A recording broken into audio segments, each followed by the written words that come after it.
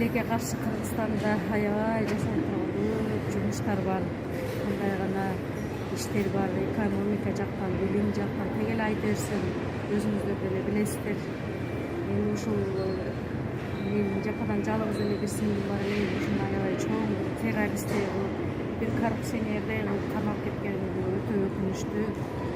Ошол кызга терикпей эле ошол жакшы иштериңерди көрсөтүп эле өзү кийин ынанып кала турганда иш жасасаңыздар болот эле. Тилекке каршы эми дагы мындан аркысын көрө жатабыз. Кудайым бардыгын көрүп өз ордуна кое турган күндөр дагы келет. Мен бир гана ошо кайрат, күч кубат тилейм. Азыр атам ушул убакта атам ооруп аткан үчүн айласын атамдын жанында калууга туура келди. Дагы буюрса мындан аркысын дагы көрө жатарбыз. Ушул баарыңыздарга күч кубат, сабыр тилейм. Биринчиден мыйзамсыз кармашты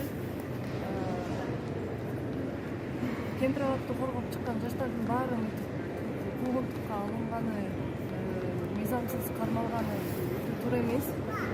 Себеби жаштар деген бийликти кетсин деп чыккан жок, кемпир абак калсын деп чыкты. Мына ушул жерди, сууну коргоп чыккан жаштарды мына ушунча кордоп, мыйзамсыз кармап алып кеткен бийликке өзүңүздөр кандай баа бересиздер? Ушул мына азыр эжекебиз айткандай чоң террористтерди кармагандай Кыргызстанда издөө жарыялап ушинтип адилетсиз кадамдарга барган бийликке менин сөзүм жок.